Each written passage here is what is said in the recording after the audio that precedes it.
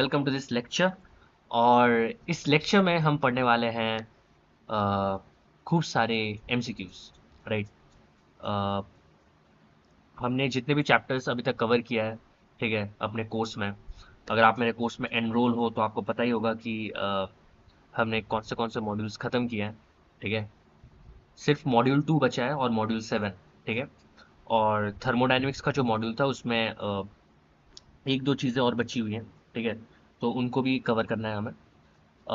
बाकी most of the important module के जो टॉपिक्स है उसे हमने कवर कर लिया है। तो उन्हीं मॉड्यूल्स के ऊपर बेस्ड करके कुछ एमसीक्यूज जो कि पीवाईक्यूज हैं, ऑब्वियसली बात है। प्रीवियस ईयर में जो जो एमसीक्यूज आए थे हम उनको आज सॉल्व करेंगे। ठीक है।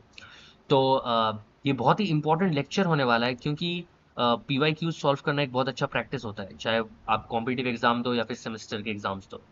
आपको ही पता है कि पीवाईक्यूज कितने ज़्यादा इंपॉर्टेंट होते हैं। तो पीवाईक्यूज करने चाहिए। ठीक है। तो इस लेक्चर में हम खूब सारे एमसीक्यूज करेंगे। पता नहीं कितने सारे एमसीक्यूज करेंगे क्योंकि नंबर का ऑर्डरिंग मेरे स्लाइड्स में ठीक से दिया नहीं है, तो आप काउंट कर लेना कि कितने सारे एमसीक्यूज हम करेंगे। बट बाकी जो है क्वेश्चंस पे फोकस रहना चाहिए कि कितने एमसीक्यूज कर रहे हैं, ये इंपॉर्टेंट नहीं है। बट कौन से एमसीक्यूज कर रहे हैं इंपॉर्टेंट है। ठीक है। हर एक मॉड्यूल से एमसीक्यूज है यहाँ पे। आई होप ये आपको हेल्प करेगा अपने आगे आने वाले एग्जाम्स में। ठीक है। और एक चीज़, जो 2-3 मार्क्स के क्वेश्चन होते हैं या फिर ज़्यादा मार्क्स के क्वेश्चन, थ्योरेटिकल क्वेश्चंस, आप उनको भी सॉल्व करके जाना क्योंकि अगर आप उनको अच्छे से प्रैक्टिस करोगे तो एमसीक्यूज ऑटोमेटिकली प्रैक्टिस हो जाएगा क्योंकि एमसीक्यू सॉरी, एमसीक्यूज क्या है? एमसीक्यूज बेसिकली वही जो आप थ्योरेटिकल क्वेश्चन को जब आप सॉल्व करते हो तो आपको बहुत कुछ लिखना होता है, राइट? एक क्वेश्चन में कई सारे कॉन्सेप्ट्स इंक्लूडेड होते हैं। तो अगर आपके सारे कॉन्सेप्ट्स ब्रशअप होते हैं, ठीक है, अगर आपके सारे कॉन्सेप्ट्स आते हैं, तो फिर उन्हीं कॉन्सेप्ट से जब छोटे छोटे क्वेश्चन बना के एमसीक्यूज में दिया जाता है तो आप इजीली सॉल्व कर पाते हो, राइट? तो यही चीज़ है, इसी को आपको ध्यान में रखना है। और बाकी जो है, अ, शुरू करते हैं तो फिर आज का इस लेक्चर। तो इस लेक्चर में जो एमसीक्यूज करेंगे वो आप पहले खुद पॉज करके ट्राई करना। ठीक है। बहुत ही इजी इजी क्वेश्चन है ये। ठीक है। क्योंकि मकआउट में जो आपका सेमेस्टर में जो एग्जाम में क्वेश्चंस आते हैं एमसीक्यूज बहुत इजी होते हैं। ठीक है। एकदम बेसिक पूछा जाता है, ज़्यादा घुमा फिरा के नहीं पूछा जाता। थ्योरेटिकल क्वेश्चंस डायरेक्टली आ जाते हैं। और बाकी जो सॉल्व के क्वेश्चंस होते हैं वो भी बहुत इजी आते हैं, मतलब उतना घुमा के नहीं आता। और बाकी रियल प्रैक्टिस तो obviously long question and answer की ही करनी चाहिए। तो ठीक है, बिना किसी देरी के शुरू करते हैं अपना पहला क्वेश्चन। तो देखो, जो पहला क्वेश्चन है यहाँ पे कहा गया है कि अकॉर्डिंग टू फजान्स रूल, ठीक है, ionic bonds are formed when cations have, ये कौन से वाले पॉसिबिलिटीज यहाँ पे होंगी। ठीक है। तो ये आपको डिसाइड करना है। तो इसके लिए आपको फजान्स रूल आना चाहिए। ठीक है। इसके लिए आपको क्या आना चाहिए? फजान्स रूल, जो कि मैंने ऑलरेडी पढ़ाया हुआ है। ठीक है। अ, इसको मैंने पढ़ा है। ठीक है। आप मेरे कोर्स में लेक्चर में देख सकते हो, इसको डिटेल में पढ़ाया है मैंने। बाकी यहाँ पे भी मैं लाया हूँ। ठीक है। 1 मिनट दिखाता हूँ आपको। ये रहा। तो इससे हमने पढ़ा था यहाँ पे, राइट? आप देख सकते हो, ये रहा। तो ये था फजान्स रूल। आप इसको थोड़ा सा रिवाइज कर सकते हो कि मैंने यहाँ पे क्या कहा था। और फजान रूल में हम कोवलेंट कैरेक्टर को देख रहे थे। ठीक है। तो ये जो रूल्स हैं, ये जो 3 मेन रूल यहाँ पे कहा गया है, मतलब बेसिकली मैंने आपको पहला पॉइंट और सेकंड पॉइंट याद करने के लिए कहा था। तो ये दोनों पॉइंट अगर आप याद कर लेते हो तो आपको डिसाइड करने में ज़्यादा परेशानी नहीं होगी कि कोवलेंट कैरेक्टर किसका ज़्यादा है या फिर आयनिक कैरेक्टर किसका ज़्यादा है, या फिर कोवलेंट कैरेक्टर आयनिक कैरेक्टर किसके ऊपर डिपेंड करता है। बाकी क्वेश्चन भी कराया था, ये भी आप देख सकते हो। इससे भी क्वेश्चन आ सकता है कि which has more melting point और बॉइलिंग पॉइंट। ठीक है। जैसे BeCl2 और BaCl2 में मेल्टिंग पॉइंट या बॉइलिंग पॉइंट किसका ज़्यादा है, ऑब्वियसली आयनिक कैरेक्टर के ऊपर डिपेंड करता है। और आयनिक कैरेक्टर कैसे पहचानते हैं वो इस रूल से आपको पता चल जाएगा। तो ये रूल्स को थोड़ा सा इलेबोरेट करके यहाँ पे दिया गया है। तो मेन, जब आप इसको पढ़ोगे पॉज करके पढ़ लेना, मेन मुद्दा यही है कि कोवलेंट कैरेक्टर हमेशा होता है क्या? Small highly charged cation. ठीक है। जैसे यहाँ पे भी अगर आप देखोगे तो यहाँ पे लिखा है साइज ऑफ द कैटायन की बात अगर हम करेंगे, है ना, यहाँ पे पॉजिटिव चार्ज की बात की जा रही थी, राइट? देखो, अगर आप हर एक ऑप्शन में देखोगे तो यहाँ पे कहा जा रहा है positive charge, positive charge, positive charge, positive charge. तो मतलब कैटायन की बात करी जा रही है, राइट। अगर नेगेटिव चार्ज होता तो एनायन होता। अब जरा यहाँ पे देखना, तो साइज ऑफ कैटायन की अगर मैं बात करूँ तो देखो स्मॉलर कैटायन मोर कोवलेंट कैरेक्टर। देखो यहीं पे आंसर आ गया। स्मॉल फैजान रूल से मुझे पता है कि स्मॉलर कैटायन, अगर स्मॉल होता है कैटायन तो कोवलेंट कैरेक्टर ज्यादा होता है, ठीक है। तो इसी का उल्टा कर लो, इसी का उल्टा कर लो, तो ऑब्वियस सी बात है कि अगर लार्ज कैटायन हुआ, अगर लार्ज कैटायन हुआ तो आयनिक कैरेक्टर बढ़ेगा, इसी का उल्टा हो गया, है ना। अगर स्मॉलर कैटायन है तो कोवलेंट कैरेक्टर, लार्ज कैटायन है तो कोवलेंट कैरेक्टर डिक्रीज होगा, मतलब आयनिक कैरेक्टर बढ़ेगा। तो ऑब्वियसली लार्जर साइज, मतलब ये हो जाएगा लार्जर साइज और ये लार्जर साइज, ठीक है। ये हमारा हो गया। अब पॉजिटिव चार्ज है वो लो होना चाहिए या हाई होना चाहिए, ये हमें देखना पड़ेगा। तो यहाँ पे रूल में अगर आप देखोगे तो बोला गया है कि अगर हाई चार्ज डेंसिटी होता है, देखना जरा, अगर हाई चार्ज डेंसिटी होता है तो कोवलेंट कैरेक्टर बढ़ेगा, मतलब स्मॉलर कैटायन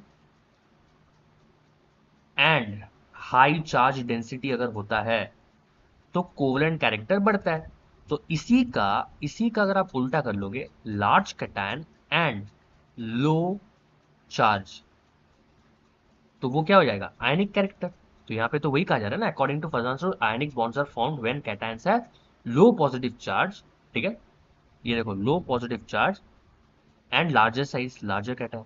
तो ऑप्शन ए हो गया आंसर, ठीक है। बाकी ऑप्शन डी अगर आप देखोगे, ऑप्शन डी में भी यही कहा जा रहा है, low positive charge and larger size, but यहाँ पे कहा जा रहा है कि anions have a smaller size. नहीं, अगर देखो आयनिक कैरेक्टर, कोवलेंट कैरेक्टर में क्या होता है, लो कैटायन का साइज छोटा होना चाहिए, एनायन का साइज बड़ा होना चाहिए, राइट। ओके, सो गाइज यहाँ पे जैसे कि मैंने बताया, तो अब इन दोनों में आप डिसाइड कैसे करोगे कौन सा आंसर होगा, बताओ। तो ए और डी में डिसाइड कौन सा करोगे, तो मुझे ऑब्वियसली एनायंस को भी देखना पड़ेगा। Anions have a small size के लिए क्या होगा, तो देखो covalent character obviously larger anion size को फेवर करता है, कि अगर मेरा एनायन का साइज लार्जर होता है, ठीक है, तो कोवलेंट कैरेक्टर होगा। तो इसी का उल्टा कर लो, अगर स्मॉलर एनायन होता है, अगर स्मॉलर एनायन होता है, ठीक है, तो आयनिक कैरेक्टर होगा, ठीक है। तो आप इसको एग्जाम्पल के तौर से भी देख सकते हो, जैसे NaCl को अगर मैं देखूं तो देखो ये बनता है Na प्लस और Cl माइनस से, ये आयनिक है, इतना तो आपको पता है ना। अगर एग्जाम में कंफ्यूज हो जाओगे तो एग्जाम्पल लेके आप इसको करने की कोशिश करना, ठीक है। तो ऑब्वियस सी बात है, NaCl में ये आयनिक है, Na plus Cl minus cation anion. ये देखो, ये आपका जो सोडियम है वो साइज में बड़ा होता है, right, larger cation, larger size, larger size, और इसका जो चार्ज है वो काफ़ी छोटा है, सिर्फ 1+ है, राइट। तो स्मॉलर, क्या लिखूँ मैं, स्मॉलर चार्ज, तो इसने फेवर कर लिया। अब Cl माइनस को अगर आप देखोगे तो क्या ये स्मॉलर एनायन है, देखो यहाँ पे स्मॉलर एनायन का मतलब आपको समझना पड़ेगा कि मॉडरेटली स्मॉलर एनायन, ठीक है। अगर आप इसको इस तरह से एनालाइज करते हो तो ऑप्शन नंबर डी आंसर हो जाएगा, ठीक है। तो इसका आंसर हो जाएगा ऑप्शन नंबर डी, ये हो जाएगा इसका आंसर, ठीक है। देखो ये एक इजी क्वेश्चन है, ठीक है। इसमें जस्ट आपको पहचानना है कि इंट्रिंसिक सेमीकंडक्टर कौन सा है, ठीक है। इंट्रिंसिक सेमीकंडक्टर जहाँ पे आप डोपिंग नहीं कर सकते, और एक्सट्रिंसिक सेमीकंडक्टर में आप डोपिंग कर सकते हो, ठीक है। तो यहाँ पे अगर आप एग्जांपल्स देखोगे इंट्रिंसिक और एक्सट्रिंसिक के, तो ऑब्वियसली जर्मेनियम यहाँ पे मेरा इंट्रिंसिक सेमीकंडक्टर हो जाता है। बाकी लीड, फॉस्फोरस और ग्राफाइट के केस में आप यहाँ पे डोपिंग कर सकते हो, ठीक है, जिसकी वजह से ये एक्सट्रिंसिक सेमीकंडक्टर में आ जाएंगे। तो चलिए नेक्स्ट क्वेश्चन में चलते हैं, ठीक है। ओके, तो इस क्वेश्चन को देखो, यहाँ पे बोला गया कि the CFSE for a D5 metal ion in an octahedral weak field is given by. तो देखो D5 मेटल आयन है मेरे पास और ऑक्टाहेड्रल वीक फील्ड है, तो इनमें से कौन सा होगा। तो चलिए मैं अपने लेक्चर नोट्स को खोलता हूँ जहाँ पे मैंने इसको पढ़ाया था। तो हाय गाइस, ये मेरे लेक्चर नोट्स थे। तो यहाँ पे जहाँ मैंने पढ़ाया था ऑक्टाहेड्रल फील्ड को, तो एक सिंपल सा बात है कि अगर आप यहाँ पे देखोगे, येलो कलर लेते हैं, तो देखो ये मेरे पास, इसको थोड़ा थिक करते हैं अपन, ठीक है, एक मिनट। ये रहा, इसको मैंने थिक कर दिया, कुछ ज़्यादा थिक हो गया, चलो इतना सही है। तो देखो, ये मेरे पास जो डी ऑर्बिटल था ये स्प्लिट होता है, राइट। ये स्प्लिट होके ये यहाँ पे दो डी ऑर्बिटल में टूट जाते हैं, यहाँ पे थ्री डी ऑर्बिटल में टूट जाते हैं, बहुत ही सिंपल चीज़ है। और ये जो लेंथ होता है ये होता है 0.6, याद रखना, डेल्टा। और ये जो लेंथ होता है ये होता है 0.4 डेल्टा, ठीक है। तो यहाँ से जो क्रिस्टल फील्ड स्टेबलाइजेशन एनर्जी है उसका फॉर्मूला क्या आता है कि हम इसको ईजी बोलते हैं, ठीक है, हम इसको ईजी बोलते हैं और इसको बोलते हैं T2G। इसको बोलते हैं ईजी और इसको बोलते हैं T2G। तो हम इसको ऐसे लिखते हैं 0.6 इंटू इलेक्ट्रॉन्स इन, कहाँ पे, ईजी में जो इलेक्ट्रॉन्स है, ठीक है, माइनस, क्योंकि ये, अच्छा, इसको बेरी सेंटर कहते हैं, ये जो हॉरिजॉन्टल लाइन है। तो बेरी सेंटर के नीचे हम इसको नेगेटिव लेते हैं, तो -0.4, जैसे कि आप देख सकते हो -0.4 इंटू जो इलेक्ट्रॉन्स लेंगे हम लोग, नंबर ऑफ इलेक्ट्रॉन्स, वो T2G में लेंगे, ठीक है। प्लस हमारे पास यहाँ पे पेयरिंग एनर्जी होती है कि कितने सारे इलेक्ट्रॉन्स का पेयरिंग एनर्जी हो रहा है। तो इसे ही हम कहते हैं CFAC। बहुत ही इजी शब्दों में मैंने इसको पढ़ाया था। अब जरा यहाँ पे आते हैं। तो CFAC for a D5 metal ion. तो देखो, मैंने D5 मेटल आयन के लिए भी पढ़ाया था। देखो, सिंपल सी बात है कि अगर मेरे पास एक D5 मेटल आयन है, 1 2 3 4 5, तो ये स्प्लिट होगा, राइट। ये स्प्लिट होगा, ये इस तरह से स्प्लिट हो जाएगा, राइट। तो इसे हम कहेंगे T2G और इसे हम कहेंगे EG। अब मेरी बात ध्यान से सुनना, ये मेरे पास हो जाता है 0.6 और ये मेरे पास हो जाता है 0.4। हर एक केस में यही होगा, ठीक है। इलेक्ट्रॉन्स क्या है, D5। तो D5 का मतलब क्या है कि 1 2 3 4 5। तो यहाँ पे जब हम इसको फिल करेंगे किसमें, वीक फील्ड लिगेंड में। अब ये वीक फील्ड लिगेंड क्या होता है, वीक फील्ड लिगेंड ऐसा होता है जहाँ पे जो पेयरिंग एनर्जी है वो ज़्यादा होता है एज कम्पेयर टू ये इलेक्ट्रॉन को यहाँ से यहाँ एक्साइट होने में जो एनर्जी लगता है उसे हम इससे रिप्रेजेंट करते हैं डेल्टा नॉट से। तो ऑब्वियसली बात है, पेयरिंग एनर्जी ज़्यादा होता है, तो इसलिए यहाँ पे पेयर नहीं होता। क्योंकि पेयरिंग एनर्जी ज़्यादा होता है, यहाँ पे पेयर नहीं होता। यहाँ पे 1 2 3, ठीक है। उसके बाद ये ऊपर चला जाएगा 4 5। ये होता है वीक फील्ड लिगेंड के केस में, क्योंकि क्वेश्चन में वीक फील्ड लिगेंड दिया है। तो जब ऐसा होता है तो जो क्रिस्टल फील्ड स्टेबलाइजेशन एनर्जी आप निकालोगे वीक फील्ड लिगेंड के केस में, तो वो आ जाएगा, देखना जरा, 0.6, ठीक है। 0.6 इंटू कितने सारे इलेक्ट्रॉन ईजी में है, 2, माइनस 0.4 इंटू कितने सारे इलेक्ट्रॉन T2G में है, 3, ठीक है, plus pairing energy. Pairing energy, कितने सारे इलेक्ट्रॉन्स का पेयरिंग हुआ, एक भी पेयरिंग नहीं हुआ, तो ये कितना हो जाएगा, 0। तो यहाँ से अगर मैं देखूँ तो ये आ जाता है 1.2, माइनस ये भी आ जाएगा 1.2, दैट इज 0, दैट इज 0। तो इसका आंसर 0 हो जाएगा। और इसको आपको याद भी रखना है कि D5 और D10 के केस में, D5 और D10 के केस में इसका आंसर होता है 0, ठीक है। D5 और D10 के केस में इसका आंसर होता है 0। 0 डी, डी बाई होता है, ठीक है। डी जो यूनिट होता है वो डी बाई कहता है। आप इसको और डिटेल में अगर पढ़ना चाहते हो कि डी बाई क्या है, ठीक है, तो आप इसको पढ़ सकते हो मेरे लेक्चर नोट्स में, आपको मिल जाएगा। बाकी यही सारी चीज़ें हैं, ठीक है। इसको थोड़ा और डिटेल में अगर मैं दिखाऊं आपको, तो इसको जब हमने यहाँ पे भी पढ़ा था, आप देख सकते हो ये रहा। देखो, D5, अगर मेरे पास ये D5 है, ठीक है, तो ये आप देख सकते हो कि ये मेरे पास वीक फील्ड लिगेंड यहाँ पे है, ठीक है। ये रहेगा वीक फील्ड लिगेंड, देख सकते हो आप। और यहाँ पे मैंने इसको कैलकुलेट करके 0 भी दिखाया था। अगर स्ट्रॉन्ग फील्ड लिगेंड होता है तो पेयरिंग हो जाएगा। कितने सारे पेयरिंग हुआ, 2 पेयरिंग हुआ, देखो 1 2, तो यहाँ पे 2 पेयरिंग आ गया। और बाकी यहाँ पे एक भी इलेक्ट्रॉन नहीं है तो 0। और यहाँ पे 4 5 5 इलेक्ट्रॉन है। तो जब हमने इसको कैलकुलेट किया तो मेरे पास आंसर ये आया, -2 डेल नॉट +2। तो आई होप ये समझ में आ गया आपको, आपको, ठीक है। जैसे D4 के लिए मैंने कैलकुलेट किया था, आप खुद से कैलकुलेट करना D4 के लिए, ठीक है, दोनों केसेस में।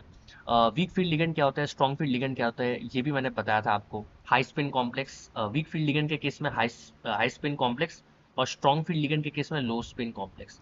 और ये पैरामीटर्स याद रखना है आपको। स्ट्रॉन्ग फील्ड लिगेंड अगर होता है तो पहले पेयरिंग करो, ठीक है, पहले पेयरिंग करो। उसके बाद आप एक स्टेट से दूसरे स्टेट में जाओ। और यहाँ पे आपको क्या करना है, जंप। यहाँ पे जंप आपको पहले करना है, ठीक है। पहले आपको जंप करना है, उसके बाद अगर इलेक्ट्रॉन्स बचते हैं तो पेयर करना है। तो इन सबको मैंने डिटेल में पढ़ाया था, तो इन सब पे टाइम वेस्ट नहीं करते हैं, आगे बढ़ते हैं। अब यहाँ पे आते हैं, ठीक है। तो गाइस, हम क्वेश्चन करते हैं इसका, ठीक है। ये भी सिंपल क्वेश्चन है, देखना question number 5। Which of the electron transition require the largest amount of energy in a hydrogen atom. बताओ मुझे कि इसका आंसर क्या होगा, विच ऑफ द इलेक्ट्रॉन ट्रांजिशन। तो देखो इसके लिए आपको इलेक्ट्रॉन ट्रांजिशन का फॉर्मूला पता होना चाहिए, राइट। तो ऑब्वियस सी बात है, nth ऑर्बिट में एक इलेक्ट्रॉन का एनर्जी होता है -13.6, ठीक है, इंटू Z²/n² इलेक्ट्रॉन वोल्ट, ठीक है। ये इलेक्ट्रॉन वोल्ट में हम इसको लेते हैं, ठीक है। ये बहुत ही सिंपलेस्ट एक्सप्लेनेशन होता है। अ, अगर आप को एक इलेक्ट्रॉन का एनर्जी पता करना है nth ऑर्बिट में, ठीक है। तो ऑब्वियसली मान के चलते हैं कि एटॉमिक नंबर तो सेम होगा ना, मतलब एक पर्टिकुलर एटम, देखो यहाँ पे हाइड्रोजन एटम का है, तो हाइड्रोजन एटम का Z होता है 1, तो हम इसको कैंसिल आउट यहाँ पे कर सकते हैं, क्योंकि 1 का स्क्वायर 1 होता है, तो कोई फर्क नहीं पड़ेगा। तो 13.6/n², तो आप देख सकते हो n² यहाँ पे इनवर्सली प्रोपोर्शनल है एनर्जी से, ठीक है। तो देखो अगर मैं ए लेता हूँ n=3 टू n=4, तो ऑब्वियस सी बात है जो मेरा एनर्जी ट्रांजिशन होगा वो 4 से 3 है, राइट। तो मैं क्या लिखूंगा, -13.6, ठीक है, बाई 16, ठीक है, प्लस माइनस माइनस में प्लस हो जाएगा, +13/6/9, ठीक है। तो यहाँ पे अगर आप देखोगे तो ये 13.6 1/9 -1/16 आएगा, ठीक है। आप इसको कैलकुलेट करना, ठीक है। मैं बता दूंगा आपको कि इसका आंसर क्या आएगा, ठीक है। बाकी बेसिकली E3 से ई माइनस होगा, क्योंकि आप 3 में जा रहे हो, राइट। तो माइनस में आंसर आना चाहिए, तो इसको थोड़ा अच्छे से कर लेते हैं। हम्म, ठीक है। अब जरा ध्यान से देखना, n=3 से बेसिकली यहाँ पे क्या बोला है देखते हैं एक बार। n=3 से n=4, ओके, ये हायर ऑर्बिट में जा रहा है, तो मेरा पहले सही था, सॉरी। तो ये हो जाएगा E3 to 4, राइट। तो ऑब्वियसली बात है E4 - E3, राइट। तो जब आप इसको देखोगे तो ये हो जाएगा 13.6, ठीक है, -13.6 divided by 16 plus 13.6 divided by 9, आप इसको कैलकुलेट करना। उसी तरह से अगर आप देखोगे यहाँ पे n=2 से 3, तो 2 से अगर 3 लोगे तो ये कितना आएगा, 2 से 3, राइट। तो E3 - E2, तो ये आ जाएगा -13.6/9 प्लस 13.6 बाई कितना आएगा 4, राइट। और यहाँ पे बोला भी क्या है, अगर आप ध्यान से देखोगे तो यहाँ पे बोला है कि require the largest amount of energy. तो लार्जेस्ट अमाउंट ऑफ एनर्जी किस में लगेगा, n=1 से 2, जरा ध्यान से देखना, n=1 से 2, तो n=1 से 2, ये हो जाएगा 1 से 2, राइट। तो E2 - E1, that is -13.6/4 plus 13.6/1, ठीक है। तो इसको कैलकुलेट करना, इसको भी कैलकुलेट करना। बाकी मेरे पास आता है ई का, आता है ई, यहाँ पे बोला गया है ई, एक मिनट, इन्फिनिटी, इन्फिनिटी से 1, ध्यान से देखना, इन्फिनिटी से 1, ठीक है। देखो यहाँ पे इन्फिनिटी से 1, ठीक है, इन्फिनिटी से 1, तो यहाँ पे एनर्जी रिलीज होगा, ऑब्वियसली बात है कि आप इन्फिनिटी में हो और आप n=1 में आ रहे हो, राइट। तो यहाँ पे जब आप आ रहे हो तो एनर्जी रिलीज होता है। और इन केसेस में जैसे 3 से 4 आप ऊपर जा रहे हो, 2 से 3 आप ऊपर जा रहे हो, ठीक है, मतलब मान लो ये 2 है, ये 3 है, तो आप ऊपर जा रहे हो, राइट। तो इलेक्ट्रॉन यहाँ पे क्या करना पड़ेगा आपको, देना, मतलब एनर्जी आपको देना पड़ेगा यहाँ पे। तो यहाँ पे पॉजिटिव में आंसर आएगा, ठीक है, यहाँ पे भी पॉजिटिव में आंसर आएगा, यहाँ पे भी पॉजिटिव में आंसर आएगा, यहाँ पे नेगेटिव में आंसर आएगा। बट आप इससे जज मत करना कि ये पॉजिटिव में आंसर है, नेगेटिव में आंसर है, तो आंसर पहले 3 में से होगा, ऐसा नहीं है, ठीक है। क्योंकि इन्फिनिटी, ध्यान से सुनना, इन्फिनिटी से 1 अगर मैं बोलूँ तो एनर्जी रिलीज हो रहा है ना, तो ऑब्वियसली बात है कि अमाउंट ऑफ एनर्जी यहाँ पे कितना चाहिए आंसर, ठीक है, लार्जेस्ट अमाउंट ऑफ एनर्जी। तो ऑब्वियसली बात है कि आंसर इसका यही होगा, क्योंकि E1 - E∞ अगर मैं करूँ तो ये होता है 0, ये होता है 0। तो आंसर आएगा E1, राइट। आंसर आएगा E1, दैट इज 13.6, ठीक है, दैट इज 13.6 बाई 1, मतलब 13.6 इलेक्ट्रॉन वोल्ट यहाँ पे आएगा। और बाकी केसेस में अगर आप देखोगे, अगर आप इसको कैलकुलेटर से आप इसको कैलकुलेट करना, इसको, इसको और इसको, इनके वैल्यूज 13.6 से कम होंगे, ठीक है। तो सीधा सीधा इसका आंसर हो जाएगा सी, ठीक है। बाकी उतना कैलकुलेट करने का जरूरत नहीं है। अगर आप ध्यान से देखोगे क्वेश्चन नंबर 4, ये मेमोरेबल क्वेश्चन था, अगर आपको याद है कि हाँ D5 और D10 में 0 होता है, तो आंसर आपका 0 आ जाएगा। और अगर आपका क्वेश्चन नंबर 5 में भी अगर आप देखोगे तो largest amount of energy hydrogen atom में इंफिनिटी से वन ही होता है, मतलब ये थ्योरेटिकल क्वेश्चन है, ये अगर आपको याद है तो अच्छी बात है, मैं तो यहाँ पे आपको एक्सप्लेन कर रहा हूँ, बाकी ये तो थ्योरी ही है ना। एक सिंपल सा यहाँ पे क्वेश्चन यही है कि इसी फॉर्मूला के ऊपर है, राइट, इसी फॉर्मूला के ऊपर सब कुछ है, ठीक है। It's that easy, it's that easy, because energy is inversely proportional to n square, यहाँ पे आप देख सकते हो, तो ऑब्वियसली बात है कि इसमें एनर्जी ज्यादा होगा क्योंकि एन इक्वल टू वन, बहुत ही एन का वैल्यू छोटा है मतलब एनर्जी ज्यादा है, और ये इन्फिनिटी से आ रहा है, इन्फिनिटी में एनर्जी जीरो होता है, तो इसका आंसर सी हो जाएगा। आई होप आपको समझ में आया होगा, ठीक है। नेक्स्ट क्वेश्चन में बढ़ते हैं। देखो, intermolecular forces in solid hydrogen is, obviously बात है कि सॉलिड हाइड्रोजन, यहाँ पे ध्यान से देखना, अगर मेरे पास सॉलिड हाइड्रोजन तो यहाँ पे H2 की बात हो रही है, ठीक है, H2, और ऑब्वियसली बात है कि ये नॉन पोलर होता है, ये क्या होता है, नॉन पोलर, और ये H2। अब ये सॉलिड हाइड्रोजन है, राइट, ये एक मॉलिक्यूल हो गया, तो इस तरह से मेरे पास और भी कई सारे मॉलिक्यूल्स होंगे, राइट। अब इन मॉलिक्यूल्स के बीच में जो इंटरमॉलिक्यूलर फोर्सेस है, इलेक्ट्रोस्टैटिक तो नहीं होगा, क्योंकि ऐसा तो नहीं है ना कि प्लस चार्ज है माइनस चार्ज है तो इलेक्ट्रोस्टैटिक फोर्स आ जाएगा, ठीक है, ऐसा तो नहीं है। कोवलेंट बॉन्ड्स भी नहीं है इनके बीच में, हाइड्रोजन बॉन्ड भी नहीं है, हाइड्रोजन बॉन्ड किसके बीच में होता है, H F, H C H और एच एन, राइट, ये तीनों ही थे, राइट, जिसमें हाइड्रोजन बॉन्डिंग होती है, आपको अगर याद है तो। बाकी हाइड्रोजन बॉन्डिंग यहाँ पे कैसे होगा हाइड्रोजन मॉलिक्यूल्स के बीच में, बट हाँ वैंडर वॉल फोर्सेस हैं, क्योंकि ये क्या है, नॉन पोलर, तो यहाँ पे लंदन डिस्पर्शन फोर्सेस हैं, अगर आपको याद होगा तो लंदन डिस्पर्शन फोर्सेस हम नॉन पोलर के लिए देखते थे, राइट, अगर आपको याद होगा मैंने इसको पढ़ाया था, types of wander wall forces में, लंदन डिस्पर्शन फोर्स, ठीक है, dipole dipole dipole induce dipole, ठीक है, आयनिक डाइपोल, तो हमने कई सारे डाइपोल्स को वहाँ पे एक्सप्लेन किया था, अच्छे से पढ़ा था, राइट। तो यहाँ पे जो लंदन डिस्पर्शन फोर्सेस हैं, मतलब बेसिकली मोमेंटरी डाइपोल क्रिएट होगा, अगर आपको डेफिनेशन पता है, तो यहाँ पे फिर एक wander wall forces of attraction यहाँ पे काम करने लग जाएगा, ठीक है। It's that easy, it's that easy, आप देख सकते हो क्वेश्चंस कितने इजी आ रहे हैं, तो चलिए इसका आंसर हो जाएगा डी, ठीक है। आगे बढ़ते हैं। देखो द डी ब्रॉगली वेवलेंथ, देखो डी ब्रॉगली वेवलेंथ कितना इजी है, डी ब्रॉगली वेवलेंथ क्या होता है, एच अपॉन एम वी, ये तो है ना डी ब्रॉगली वेवलेंथ, अगर आपको याद है तो सिंपल है, तो इसमें आपको बस यहाँ पे वैल्यूज पुट कर देना है, 6.626 इंटू 10⁻³ कैलकुलेटर आपके पास होगा, ठीक है, -23 नहीं -30 ओ सॉरी, एक मिनट, एक मिनट, ये क्या हो गया, ठीक है, तो देखना जरा, -32, ठीक है, 6.626 इंटू 10⁻³ डिवाइडेड बाई मास मेरे पास दिया गया है 0.2 kg, ध्यान से देखना 0.2 kg, ठीक है, इनटू वेलोसिटी मेरे पास है 3 इंटू 10⁻³ तो जब आप इसको कैलकुलेट करोगे तो आपका आंसर आ जाएगा 1.1 इंटू 10⁻32 सेंटीमीटर्स, ठीक है, ये सेंटीमीटर पर सेकंड में है, तो इसको एज इट इज रखना, और बाकी अगर आप इसको कैंसिल आउट करोगे तो आपके पास आंसर 1.1 इंटू 10⁻32 ही आएगा, ठीक है, ये आएगा, ठीक है।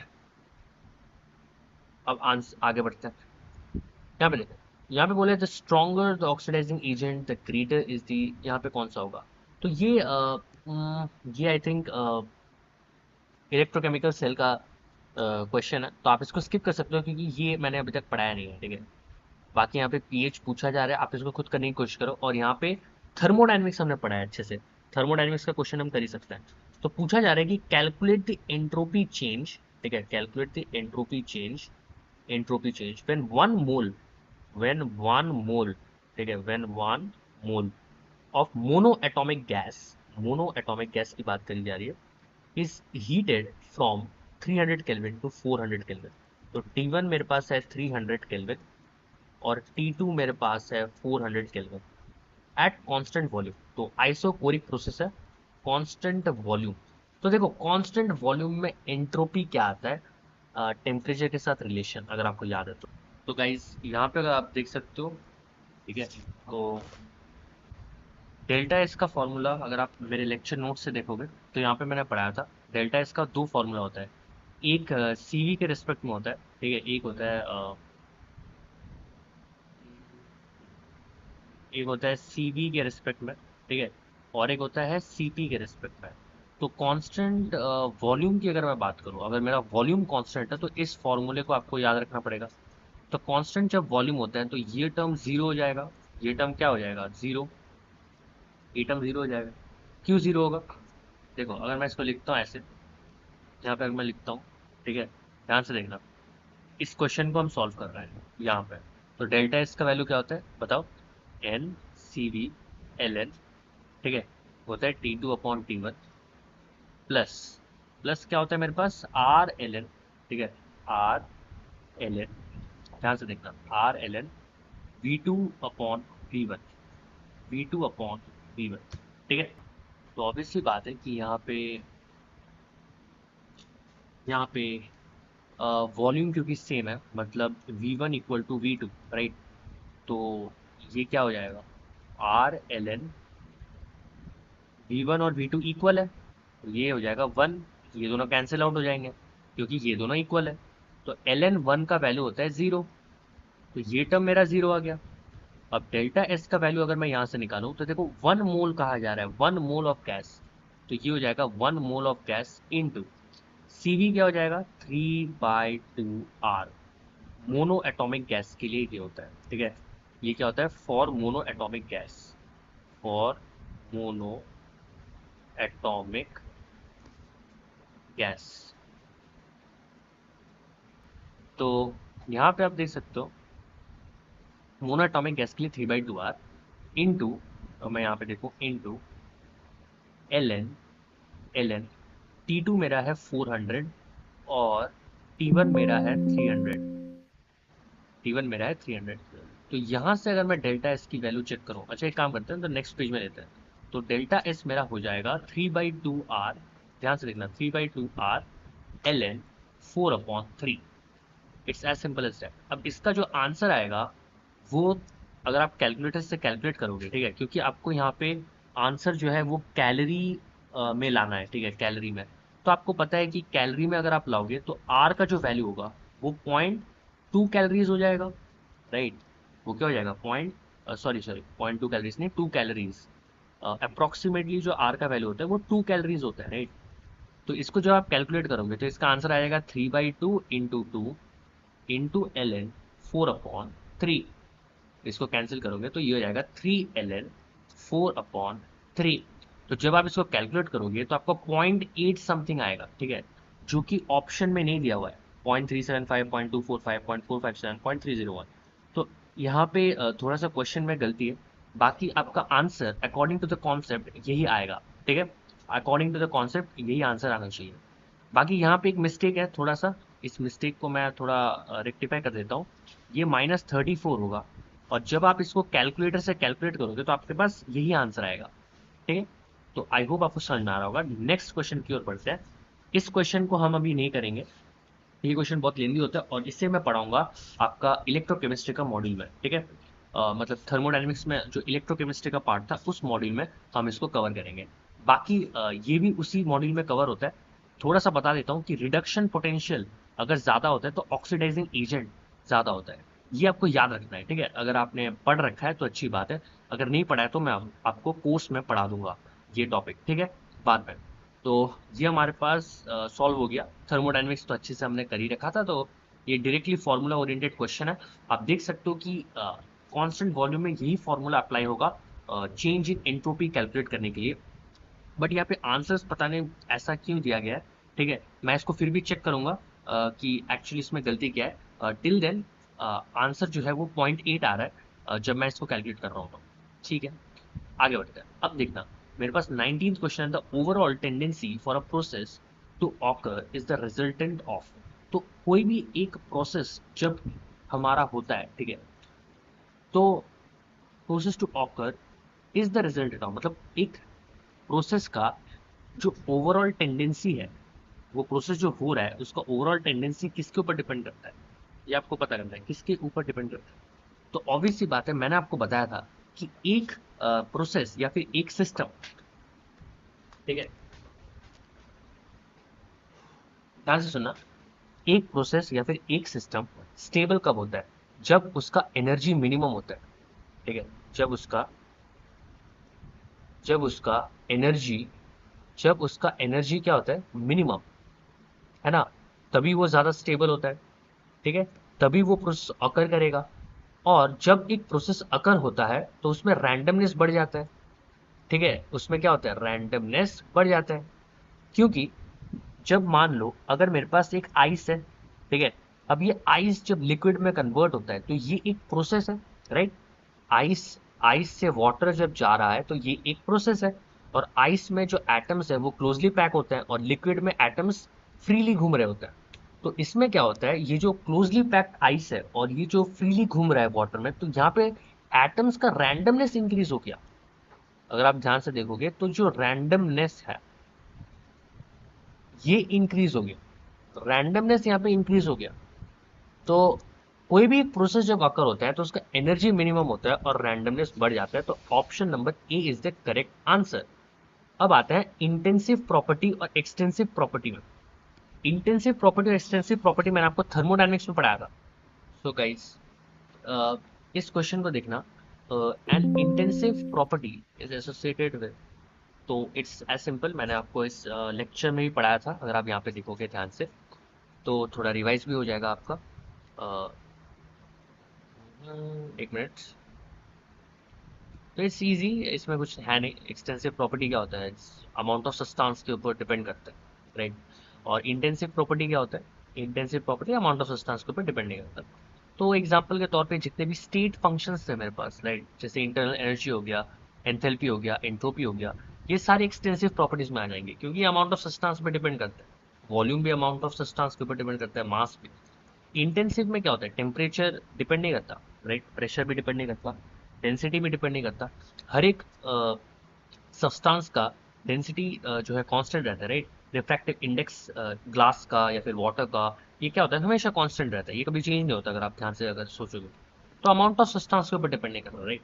तो चलिए पहला ऑप्शन देखते हैं। देखो, वॉल्यूम अमाउंट ऑफ सब्सटेंस के ऊपर डिपेंड करता है, right, volume amount of substance के ऊपर डिपेंड करता है, तो एक्सटेंसिव प्रॉपर्टी हो गया। टेम्परेचर इंटेंसिव प्रॉपर्टी है, बट ये एक्सटेंसिव हो गया, ये एक्सटेंसिव हो गया, ये इंटेंसिव हो गया। मुझे दोनों इंटेंसिव चाहिए, तो ये आंसर नहीं होगा। अब अगर मैं मास की बात करूं और वेट की बात करूं, अब अगर मैं एंथैल्पी और एंट्रोपी की बात करूं, तो एंथैल्पी एंट्रोपी ये अमाउंट ऑफ सब्सटेंस के ऊपर डिपेंड कर रहा है, राइट। तो ये भी एक्सटेंसिव प्रॉपर्टी है और ये भी एक्सटेंसिव प्रॉपर्टी है। मास ये भी अमाउंट ऑफ सब्सटेंस के ऊपर डिपेंड कर रहा है। और वेट एक फोर्स है, वेट क्या है, फोर्स, बट स्टिल वो मास के ऊपर डिपेंड करता है, राइट, क्योंकि weight is equal to mg, अगर आपने फिजिक्स में पढ़ा है। तो वेट कहीं ना कहीं मास के ऊपर डिपेंड तो कर रहा है। तो ये भी एक्सटेंसिव प्रॉपर्टी हो गया।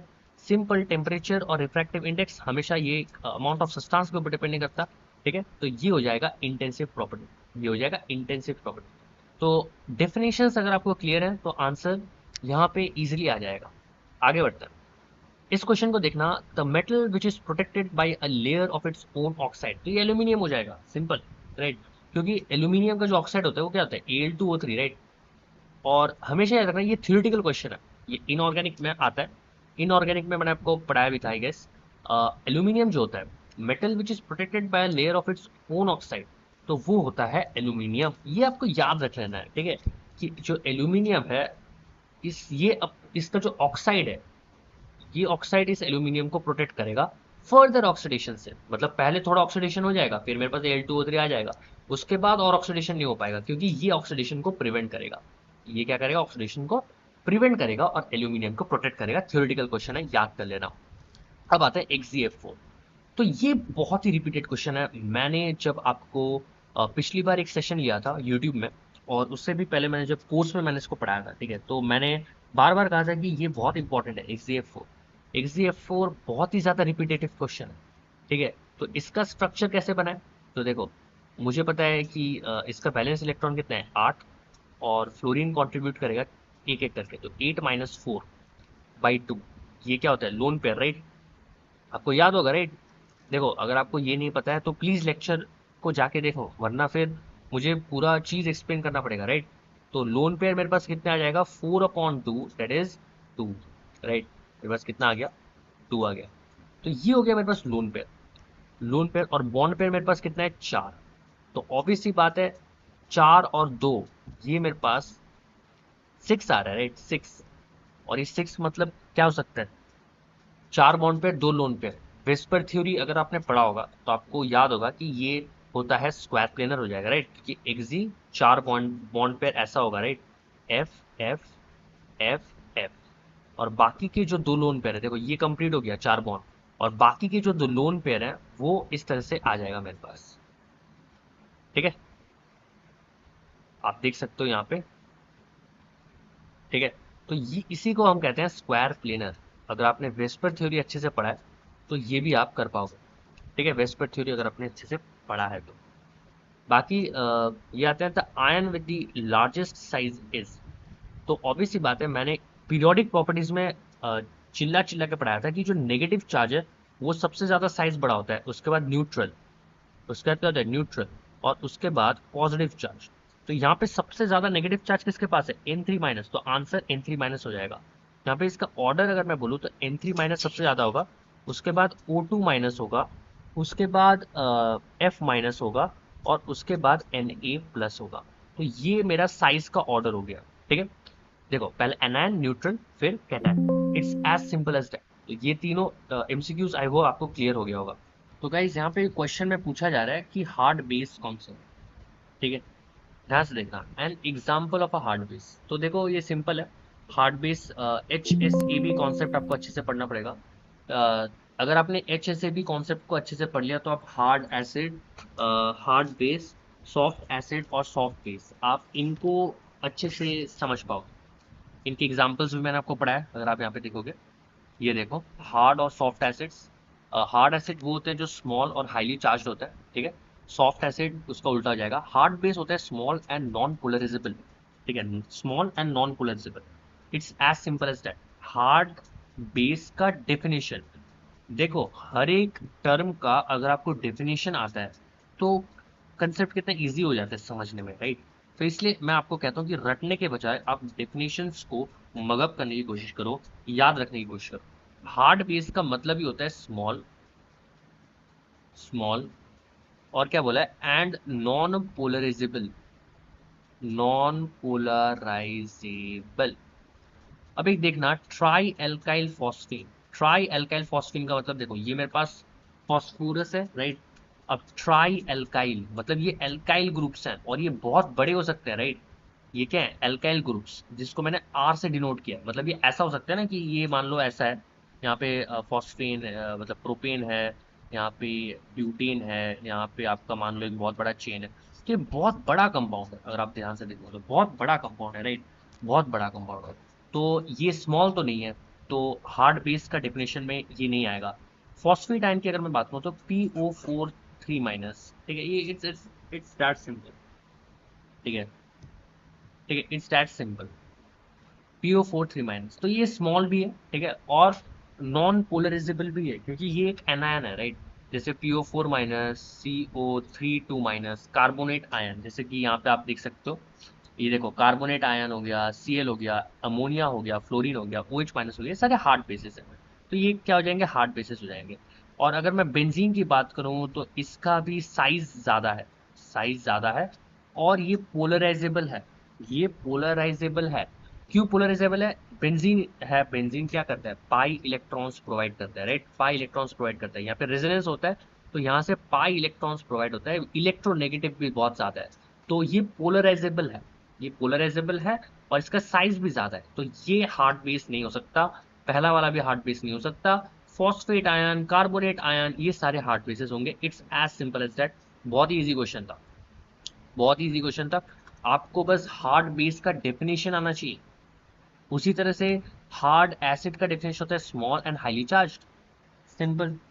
अब आते हैं यहाँ पे कोऑर्डिनेशन कंपाउंड में, मैंने आपको पढ़ाया था इथिलीन डायमीन, ये होता है बाइडेंटेड। और ट्राई इथाइलीन, ये क्या होता है, टेट्रा अमीन, ये क्या होता है, ट्राई इथाइलीन टेट्रा अमीन। तो टेट्रा से आपको पता चल रहा है कि ये कितना टेट्राडेंटेड लिगेंड होगा, यानी इथिलीन डायमीन क्या होता है, इथिलीन डायमीन बाइडेंटेड है। तो देखो ये बहुत ईजी है, एम्बीडेंटेड तो नहीं होगा। इथिलीन डायमीन की अगर मैं बात करूँ, it's as simple as that.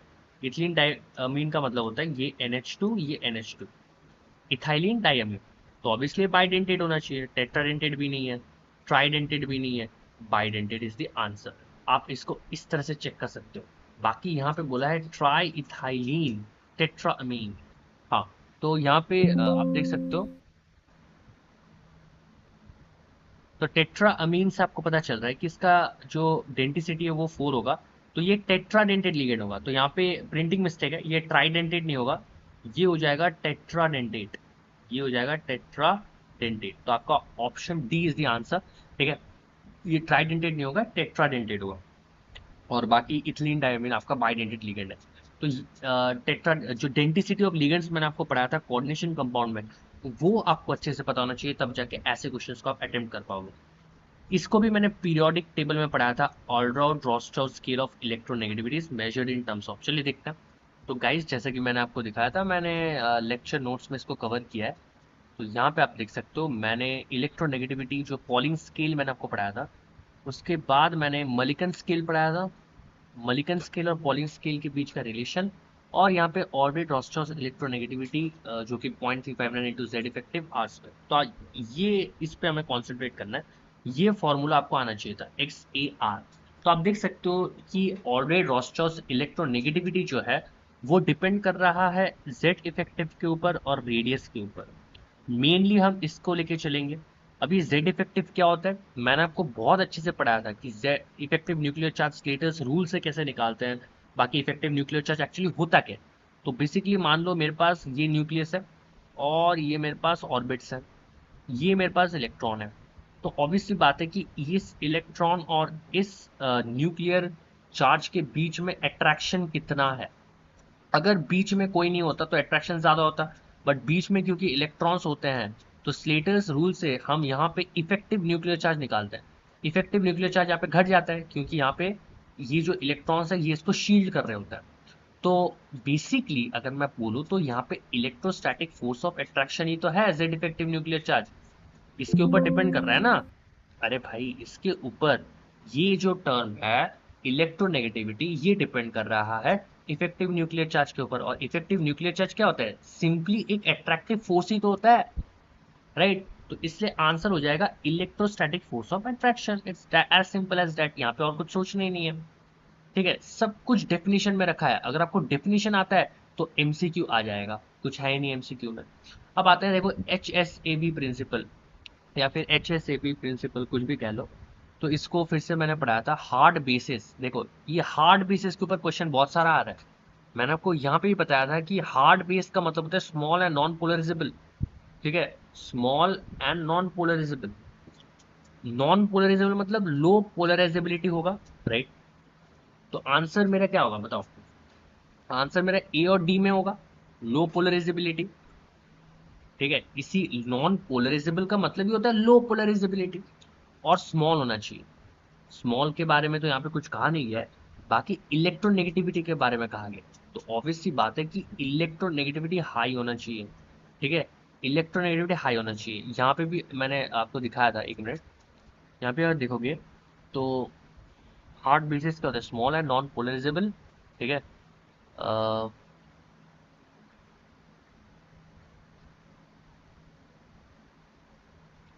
ठीक है, हाँ, यहाँ पे देख सकते हो आप, हार्ड एसिड और बेस में small non polarizable and strongly held electrons, मतलब इलेक्ट्रोनेगेटिविटी हाई होगा ना, ठीक है, अट्रैक्ट करने का पावर ज्यादा होगा। तो ये भी आपको याद रखना है, इलेक्ट्रोनेगेटिविटी हाई होगा, ठीक है, हाई होगा। या फिर आप हार्ड बेसिस का एग्जांपल भी तो देख सकते हो, CO3 2 नेगेटिव चार्ज यहाँ पे बहुत ज्यादा होता है। अगर आप ध्यान से देखो, BO4 3 यहाँ पे नेगेटिव चार्ज बहुत ज्यादा होता है, तो इलेक्ट्रोनेगेटिव काफी ज्यादा होते हैं ये। तो हार्ड बेसिस के केस में आप इतना याद रख लो, small and non polarizable and high electronegativity, high electronegativity, high electronegativity, ठीक है, हाई इलेक्ट्रोनेगेटिविटी। अब आते हैं 28, calculate the effective nuclear charge for 1,4s electron in chromium using Slater's rule. तो देखो, ये स्लेटर्स रूल का क्वेश्चन आ गया। स्लेटर्स रूल मैंने पढ़ाया था, बहुत अच्छे से पढ़ाया था मैंने इसको, आप चेक कर लेना, रिवाइज करके आओ। तो गाइस, यहाँ पे आप देख सकते हो मैंने स्लेटर्स रूल पढ़ाया था। तो इफेक्टिव न्यूक्लियर चार्ज जब मैंने इसको पढ़ाया था, ठीक है, तो ये बहुत ही सिंपल है, देखना जरा। जेड इफेक्टिव होता है जेड माइनस सिग्मा, ठीक है। ये होता है, हाँ, z माइनस सिग्मा। तो एटॉमिक नंबर तो हमें पता होता है, मुझे निकालना होता है सिग्मा का वैल्यू। तो कैलकुलेशन ऑफ सिग्मा अगर हम देखें तो देखो 1s एक ग्रुप होता है, 2s 2p को एक ग्रुप लेते हैं, 3s 3p को एक ग्रुप लेते हैं, 3d 4s 4p 4d 4f 5s 5p 5d 5f, इस तरह से ग्रुपिंग करते हैं। ज़्यादा मैं डिटेल में नहीं जाना चाहता। यहाँ पे आप देखो ये तीन चीज़ है, एक NH शेल, उसके बाद वाला शेल होता है N-1H शेल, और बाकी जो शेल्स होते हैं वो होते हैं रेस्ट ऑफ द शेल। तो रेस्ट ऑफ द शेल के लिए सिग्मा का वैल्यू 1 होता है, NH शेल के लिए होता है 0.35 और N-1H शेल के लिए होता है 0.85। ठीक है, तो जब हम सिग्मा को कैलकुलेट करते हैं, ठीक है, तो सिग्मा होता है 0.35 इंटू N-1 में मतलब NH स्टेज में जितने सारे इलेक्ट्रॉन्स हैं NH स्टेज में, ठीक है, plus plus 0.85 into N-1H stage में जितने सारे इलेक्ट्रॉन्स हैं, plus 1 into rest of the shells में जितने सारे इलेक्ट्रॉन्स हैं। तो ये होता है फॉर्मूला मेरा सिग्मा का। ठीक है, तो देखो कोई भी एक एटम ले लो, उसका इलेक्ट्रॉनिक कॉन्फ़िगरेशन लिखो, ग्रुपिंग करो जिस तरह से यहाँ पे ग्रुपिंग किया गया है, फिर ये NH स्टेज हो जाएगा, ये N-1H स्टेज हो जाएगा, बाकी रेस्ट हो जाएगा। एग्जाम्पल आपके सामने है, आप देख लो। ठीक है, ये सब कुछ मैंने पढ़ाया हुआ है, सब कुछ, आर्गन, मैं कॉपर का भी दिखाता हूँ, ये जिंक का हो गया, खैर कॉपर का यहाँ पे नहीं है। ये देखो ये कॉपर का, ये आंसर आप देख सकते हो 3.7 आया मेरा। ठीक है, तो आप यहाँ पे अगर आप देखोगे तो आंसर मेरा कितना आ जाएगा, ये क्रोमियम का बोला है, सॉरी क्रोमियम का, नॉट कॉपर। तो क्रोमियम का हम निकालेंगे अभी, पता नहीं यहाँ पे क्रोमियम का निकाला हो या नहीं, कॉपर का निकाला है। तो आप खुद से निकाल सकते हो कॉपर का। बाकी जो है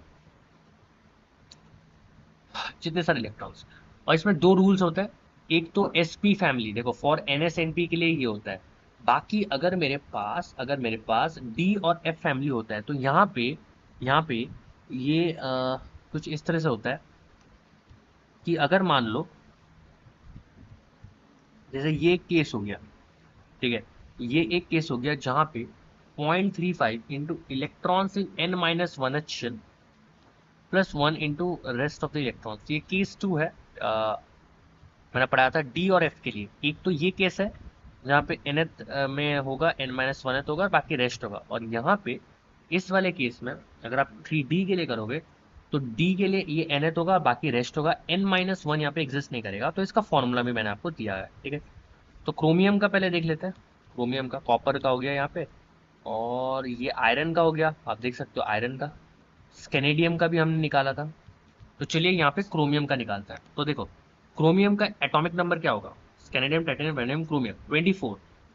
24, अच्छा क्वेश्चन में भी दिया हुआ था 24। तो ये क्या होगा बताओ, 1s2, ठीक है, 2h2, 2p6, 3s2, 3p6, ठीक है, उसके बाद 4s 2, अब कितना, 6 7 8 9 10 11 12 18 19 20, 20 इलेक्ट्रॉन हो गए। अब आते हैं यहाँ पे 3d4, तो 4s2 3d4। ठीक है, तो यहाँ पे जब ग्रुपिंग करोगे आप तो इसको ऐसे करेंगे, 1s2 2h2 2p6 3s2 3p6, ये हो जाएगा 3d4 और ये हो जाएगा 4s2।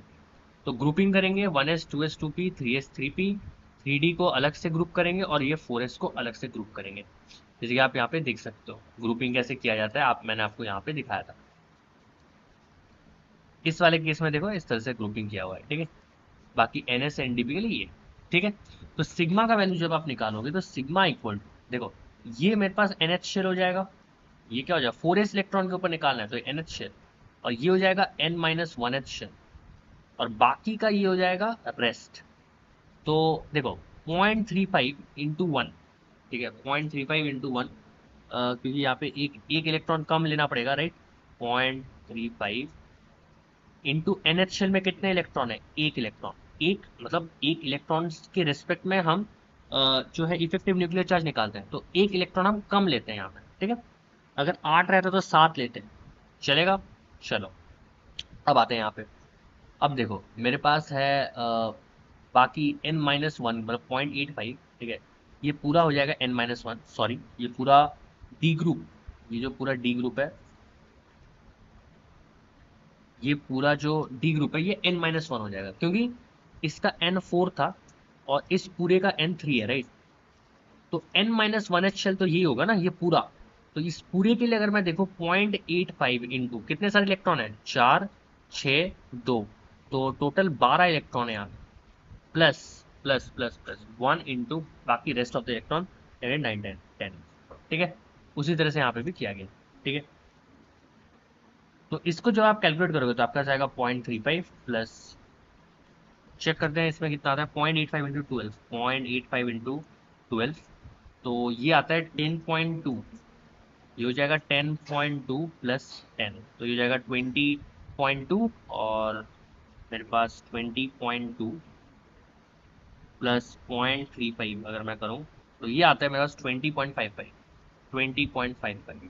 तो मेरा जो Z इफेक्टिव न्यूक्लियर चार्ज है वो हो जाएगा 24 माइनस 20.55। तो ये कितना आएगा, माइनस 24। तो ये कुछ आ रहा है 3.45। ठीक है, ये आ रहा है 3.45। तो 3.45 के आसपास कौन है, 3.45 के आसपास कौन है बताओ, 3.45 के आसपास कौन है, 2.95। तो आप आंसर 2.95 आप दे सकते हो। ठीक है, आंसर आप क्या देख सकते हो, 2.95। ठीक है,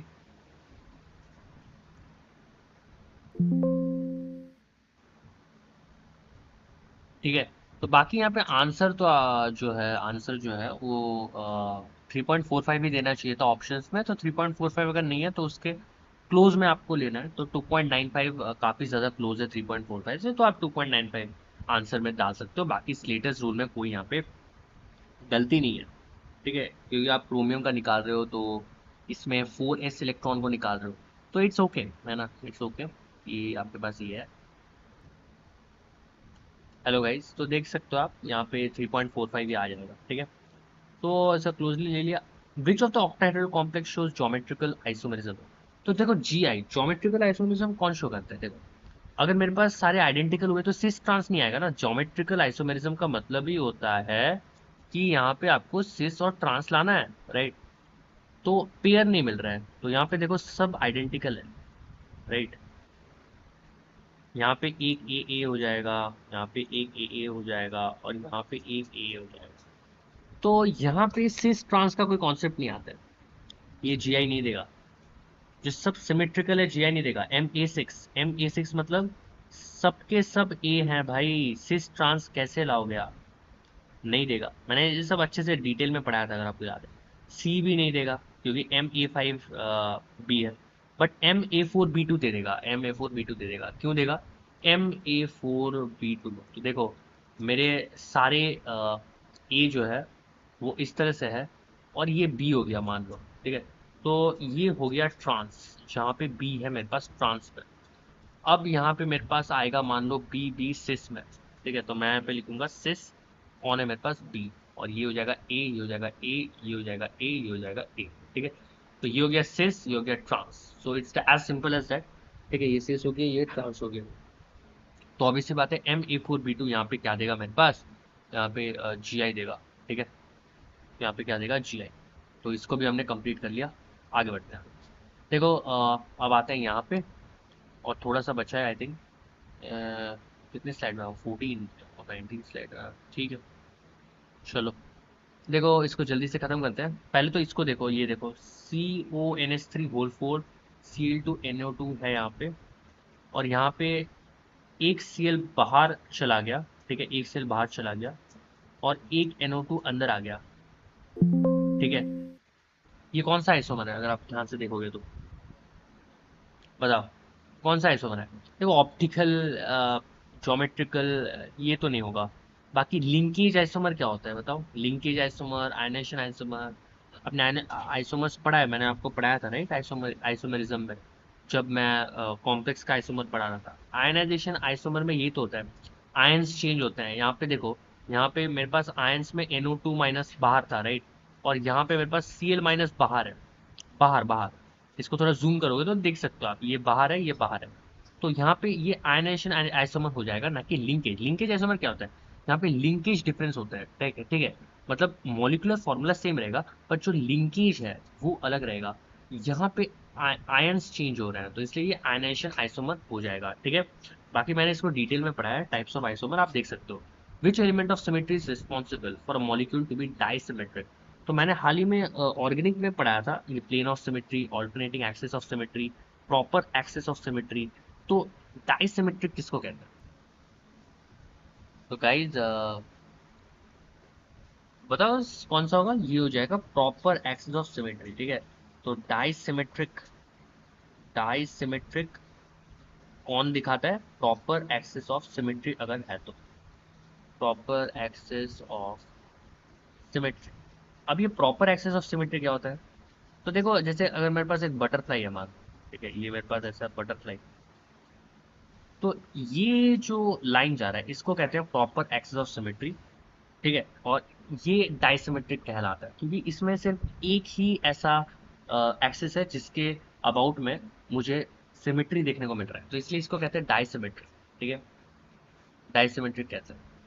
तो आंसर हो जाएगा प्रॉपर एक्सिस ऑफ सिमेट्री, ठीक है।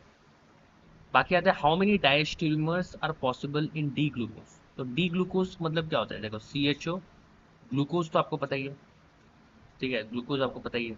तो ये हो जाएगा HOH, ये हो जाएगा OHH, ये हो जाएगा HOH। डी ग्लूकोज बोला है मतलब डी और एल मैंने आपको पढ़ाया था, तो ये हो जाएगा डी ग्लूकोज, ठीक है। ये क्या हो जाएगा? D glucose. अब जरा ध्यान से देखना, यहाँ पे अगर मैं देखूँ तो यहाँ पे कायरल कार्बन देखो, 1 2 3 4, तो टोटल कायरल कार्बन है 4। और एक चीज याद रखना, मैक्सिमम, ठीक है, maximum number of diastereomers, maximum number of diastereomers, अगर मैं बताऊं मैक्सिमम नंबर ऑफ डायस्टेरियोमर्स, तो ये होता है 2⁻n−2, ठीक है। ये हमेशा होता है 2⁻n−2, इसको आपको याद रखना है। और ये n का वैल्यू 4 हो जाएगा, तो 2⁻4−2 that is 16−2 that is 14। So 14 is the answer. और यहाँ पे 14 पता नहीं क्या हो गया है, यहाँ पे क्वेश्चन 32 है ना, ये 32 में ए दिया है, 16 बोला है, बट यहाँ पे डायस्ट्रीमर्स बोला है, पॉसिबली डी ग्लूकोज। एक मिनट देखते हैं। तो मुझे नहीं पता, मुझे लगता है कि यहाँ पे कहीं ना कहीं प्रिंटिंग मिस्टेक है, ठीक है। तो 14 किसी एक को 14 कर देता है, इसको 14 कर देता है, तो आंसर हो जाएगा ए, ठीक है, आंसर हो जाएगा ए। और इस फॉर्मूले को याद रखना, ठीक है। चलो इसको देखो, the maximum number of orbitals that can be identified with quantum numbers n = 3, l = 1, m = 0। n = 3, ठीक है, n = 3 है, ओके, नो प्रॉब्लम। l = 1, देखो l 0 का मतलब होता है s, 1 का मतलब होता है p, और 2 का मतलब होता है d, और 3 का मतलब होता है f, ठीक है। तो ऑब्वियसली बात है ये p है। और m = 0, अब ये m = 0 क्या होता है? तो ऑब्वियसली बात है कि l अगर 1 है तो m का वैल्यू कितना होगा? -1 0 1, ठीक है, -1 0 1। तो p का एक ऑर्बिटल यहाँ पे है मेरे पास। तो maximum number of orbitals that can be identified with quantum number is this. तो ऑर्बिटल किसे कहेंगे? देखो ये p का ऑर्बिटल है, राइट। ये है m = -1, ये है मान लो m = 0, और ये मान लो m = 1। तो बेसिकली ये क्या रिप्रेजेंट कर रहे हैं? n = 3, l = 1 मतलब 3p, ठीक है, p ऑर्बिटल को डिनोट कर रहे हैं, p ऑर्बिटल को डिनोट कर रहे हैं, ठीक है। तो 37 का आंसर क्या होगा बताओ? ऑब्वियसली बात है एक होगा ना आंसर, एक ही होगा ना, मैक्सिमम नंबर ऑफ ऑर्बिटल्स। ये देखो, ये ये m = 0 का है, तो एक ही ऑर्बिटल मुझे मिला ना, समझ रहे हो, एक ही ऑर्बिटल मुझे मिला। ये बहुत सिंपल क्वेश्चन था। अब आते हैं यहाँ पे, ठीक है, इसको ही मैंने पढ़ाया था, ठीक है, इसको ही मैंने पढ़ाया था। तो ऑब्वियसली बात है ये high lattice energy of formation की वजह से होगा। Electron affinity of oxygen is positive which results in overall endothermic process, yet metallic oxides are normally are very common in nature. This is due to, ये होता है high lattice energy of formation की वजह से, ठीक है। और ऊपर समझ में आएगा। आगे बढ़ते हैं। देखो ये तो बहुत ईजी है, P + AN²/V², अगर आपको याद होगा तो ये प्रेशर का टर्म था, मतलब इसका यूनिट ATM होगा, तो a n square by V square का यूनिट क्या होगा, एटीएम, राइट। तो ए का क्या होगा, ATM litre square mole inverse, मतलब मोल टू द पावर -2। तो option B is the answer, 42 का बी, चेक कर लेता हूँ, 42 का बी, ठीक है। तो ये रियल गैस इक्वेशन से आया था। Variable valency is exhibited by transitional element D block, transition का मतलब होता है डी ब्लॉक, और वेरिएबल वैलेंसी का मतलब देखो, जैसे कॉपर हो गया +2 +3 शो करता है, मैंगनीज +7 शो करता है, +2 शो करता है, +3 शो करता है। तो ट्रांजिशन मतलब जो डी ब्लॉक एलिमेंट है वो काफी सारे ऑक्सीडेशन स्टेट्स शो करता है। तो ऑब्वियसली बात ही हो जाएगा, ठीक है। बाकी इसको हम थोड़ा बाद में देखते हैं। Which of the following pairs have an identical bond order, और फिर ये 19 स्लाइड, ये तो देखो which of the following is called the Schrodinger equation, तो बहुत इजी क्वेश्चन है। स्क्रॉडिंजर इक्वेशन मेरे पास ये हो जाएगा, राइट। ये तो नहीं होगा, ये भी नहीं होगा, ये तो बहुत इजी क्वेश्चन था। बाकी देखो which of the following pairs have an identical bond order, bond order का मतलब होता है bonding minus anti bonding by 2, bonding minus anti bonding by 2, ठीक है। तो आइडेंटिकल बॉन्ड ऑर्डर कैलकुलेट कर लेना, बॉन्ड ऑर्डर आप यहाँ पे कैलकुलेट कर लेना, आ जाएगा, ठीक है।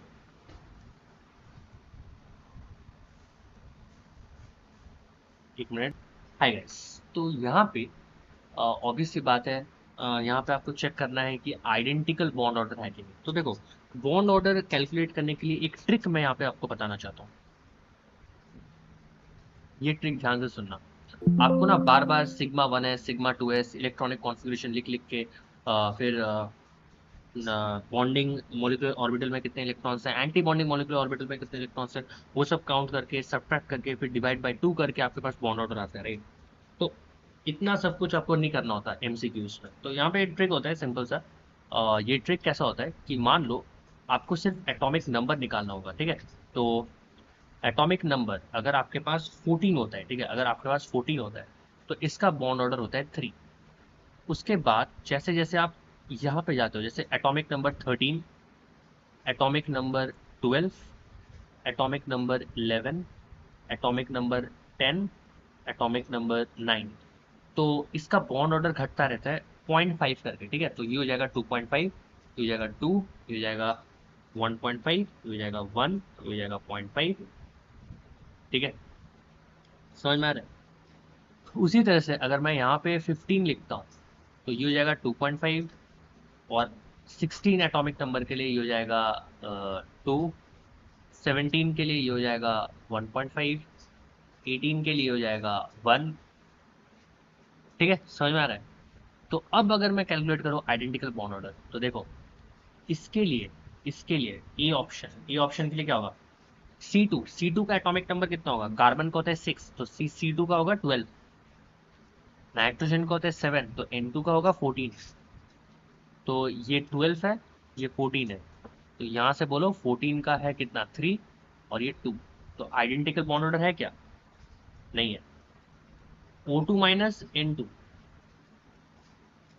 O2 माइनस मतलब, O2 मतलब कितना होता है, 8 2 से 16, अब माइनस मतलब एक इलेक्ट्रॉन बढ़ गया तो 17, नाइट्रोजन मतलब 14, ये तो 3 है, ये हो जाएगा 1.5, ये भी आइडेंटिकल नहीं है। फ्लोरीन और नियॉन, नियॉन का तो 0 हो जाएगा क्योंकि ये हीलियम गैस है, सॉरी मतलब ये इनर्ट गैस है। और फ्लोरीन, फ्लोरीन का एटॉमिक नंबर है 9, 9 है 18, और 18 का मतलब होता है बॉन्ड ऑर्डर 1, तो ये भी 1 हो गया, राइट। तो ये भी नहीं होगा। N2 प्लस और O2 प्लस, N2 प्लस मतलब ये हो जाएगा 13, और O2 प्लस का मतलब ये हो जाएगा 16, तो 16 से इलेक्ट्रॉन चला जाएगा तो ये हो जाएगा 15।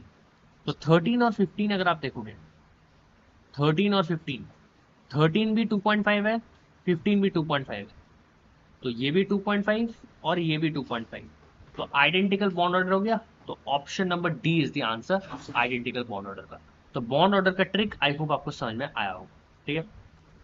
तो चलिए हमने यहाँ पे डिस्कशन खत्म करते हैं, अपना सारा एमसीक्यू यहाँ पे कंप्लीट हो गया है, ठीक है। जैसे आप देख सकते हो हमने लगभग सारे एमसीक्यूज यहाँ पे खत्म कर लिया है। बाकी तो यहाँ पे एक क्वेश्चन बच गया, यहाँ पे 44th क्वेश्चन। तो देखो ये सिंपल है, परसेंटेज आयोनिक कैरेक्टर आपको निकालना है, ठीक है। परसेंटेज आयोनिक कैरेक्टर, इसका जो सिंप्लीफाइड वर्जन होता है, इसके दो वर्जन होते हैं, ठीक है। इसका सिंप्लीफाइड वर्जन होता है, मैं बता देता हूँ, ठीक है। तो 16 डेल्टा एक्स, ठीक है, 16 डेल्टा एक्स, और एक होता है प्लस 3.5 डेल्टा एक्स स्क्वायर। अभी डेल्टा एक्स क्या है? डेल्टा एक्स है डिफरेंस इन इलेक्ट्रोनेगेटिविटी, जो कि यहाँ पे है 3.16 माइनस 2.20। तो जब आप इसको यहाँ पे पुट करोगे तो आपके पास 18.6 परसेंटेज ये आंसर आ जाएगा। ऑप्शन नंबर ए आपका आंसर हो जाएगा। ये सिंप्लीफाइड है, 16 into delta x plus 3.5 delta x पर आप इसको अप्लाई करोगे तो आपके पास परसेंटेज आयनिक कैरेक्टर आ जाएगा, ठीक है। बाकी जो परसेंटेज आयनिक कैरेक्टर होता है उसका जो रियल फार्मूला होता है, ठीक है, जो रियल फार्मूला होता है 1 माइनस ई के पावर में 0.25 इंटू डेल्टा एक्स स्क्वायर, ठीक है, बहुत बड़ा होता है, ठीक है, इंटू 100, ये हो जाएगा परसेंटेज आयनिक कैरेक्टर, ठीक है। तो इसको जब आप कैलकुलेट करोगे तो आपके पास आंसर आएगा 20 पॉइंट समथिंग, जो कि क्लोज है 18.6% से, ठीक है। तो आप इसको ऐसे भी सॉल्व कर सकते हो, बट हाँ, ये आपका शॉर्टकट है और ये थोड़ा बड़ा वाला वैल्यू है, ठीक है। तो आई होप आपको समझ में आ गया होगा। काफ़ी इजी इजी क्वेश्चंस थे यहाँ पे, काफ़ी थोड़े अच्छे भी क्वेश्चंस थे। कुछ आपने नया कॉन्सेप्ट भी आपको सीखने को मिला होगा, आई गेस, ठीक है। तो डिस्कशन को यहीं पे एंड करते हैं। Thank you for today's lecture. हमने कई सारे एमसीक्यूज किए, आई होप आपको मज़ा आएगा, डिफरेंट कॉन्सेप्ट्स का मज़ा आपको चखने को मिला होगा, ठीक है। तो goodbye, see you later. ऐसे हम और सेशंस लेके आएंगे। Till then, see, thank you so much for watching this lecture.